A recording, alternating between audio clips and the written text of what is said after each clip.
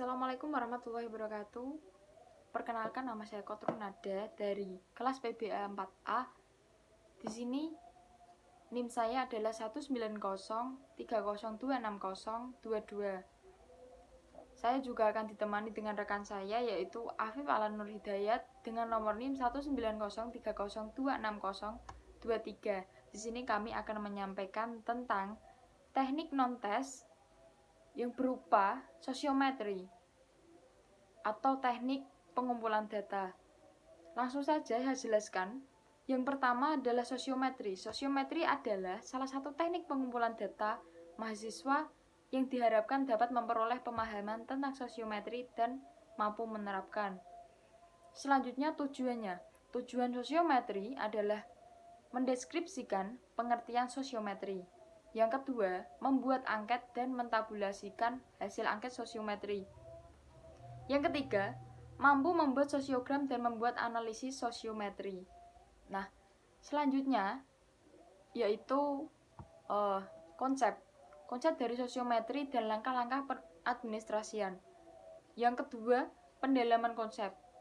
Pendalaman konsep atau latihan membuat angket sosiometri, mentabulasi, membuat sosiogram, dan melakukan analisis hasil. Selanjutnya yaitu metode. Metode sosiometri ini mula-mula dikembangkan oleh Moreno dan Jennings. Sosiometri adalah metode pengumpulan data tentang pola atau struktur sosial individu ataupun kelompok dengan cara menelaah relasi sosial, baik relasi sosial antara kelompok atau individu dan status sosial. Selanjutnya, kegunaan metode sosiometri. Metode ini memiliki kegunaan antara lain yaitu memperbaiki sosial individu. Yang kedua, menentukan norma-norma pergaulan. Dan yang ketiga yaitu mengenali kelompok atau kekompakan dan perpecahan antara anggota kelompok. Nah, sosiometri ini memiliki banyak tipe. Antara lain, tipe yang pertama yaitu tipe nominatif. Tipe nominatif ini bisa disebut dengan tipe individu yang diminta untuk memilih siapa saja yang disenangi atau yang tidak disenangi dalam melakukan suatu aktivitas. Nah, di sini tipe nominatif memiliki contoh pertanyaan sosiometri kepada siswa. Yang pertama adalah dengan siapa Anda senang belajar atau dengan siapa Anda senang belajar kelompok. Dan yang kedua yaitu apabila Anda mengalami kesulitan, dengan siapa Anda berbagi atau dengan siapa Anda memilih orang-orang untuk berbagi dan dimintai pertolongan. Selanjutnya yaitu langkah. Tipe nominatif memiliki langkah-langkah, yaitu yang pertama langkah persiapan, selanjutnya langkah pelaksanaan. Dan langkah persiapan itu sendiri memiliki 3, yaitu yang pertama menentukan kelompok atau menentukan suatu kelompok dari masing-masing siswa. Yang kedua yaitu memberikan informasi dan tujuan diselenggarakannya sosiometri. Yang ketiga, mempersiapkan angket sosiometri. Nah, selanjutnya menuju pada tahap pelaksanaan. Setelah tahap persiapan, lalu tahap pelaksanaan yang berisi membagikan dan mengisi angket sosiometri. Selanjutnya, setelah itu mengumpulkan kembali dan memeriksa pengisiannya sebelum kembali pada tahap akhir yaitu analisis hasil. Jadi sebelum menuju ke analisis hasil, nanti dikumpulkan terlebih dahulu dan dilihat terlebih dahulu angka tersebut. Nah, yang terakhir yaitu menuju ke analisis hasil.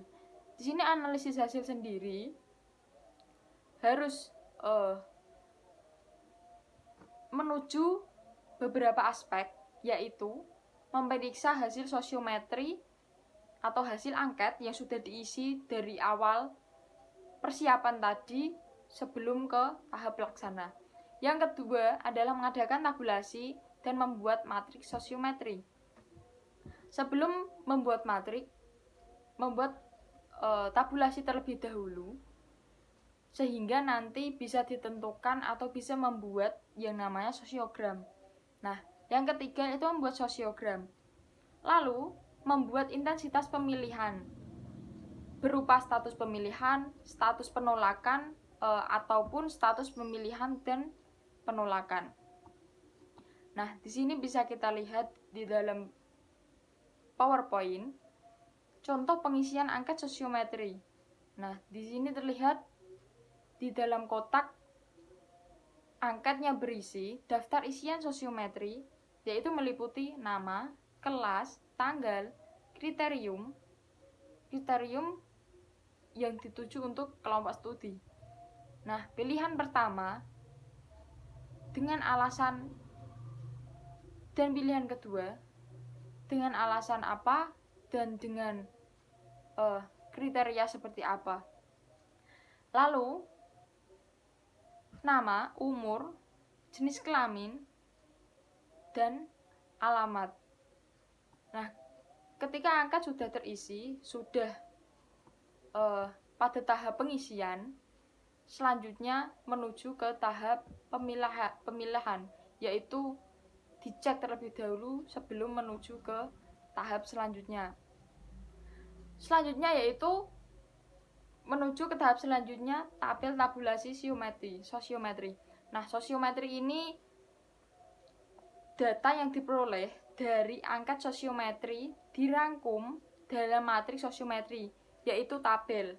Nah, tabel ini berisi nama pemilih, nama yang dipilih, beserta urutan pilihan dan jumlah pilihannya. Bisa dilihat contoh yang di PowerPoint.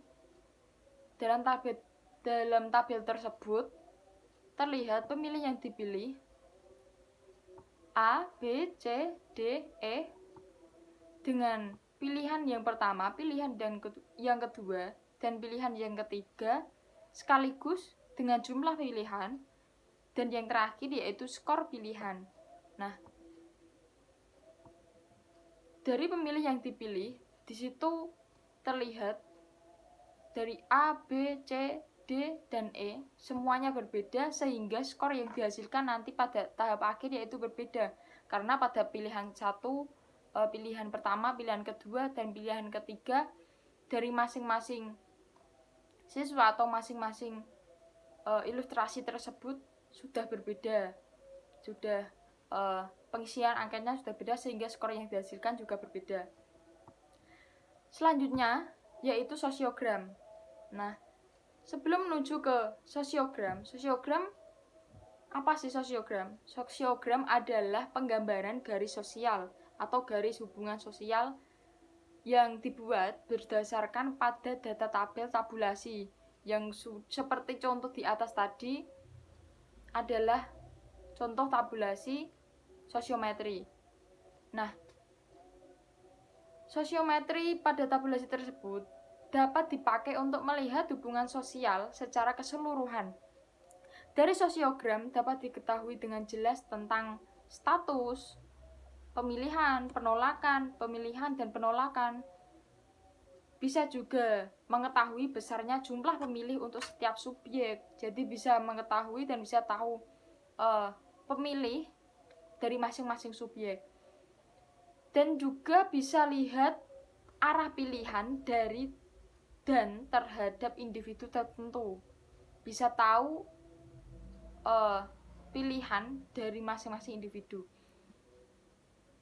Selanjutnya kualitas arah dan intensitas pilihan. Dan juga ada tidaknya pusat pilihan dan isolasi.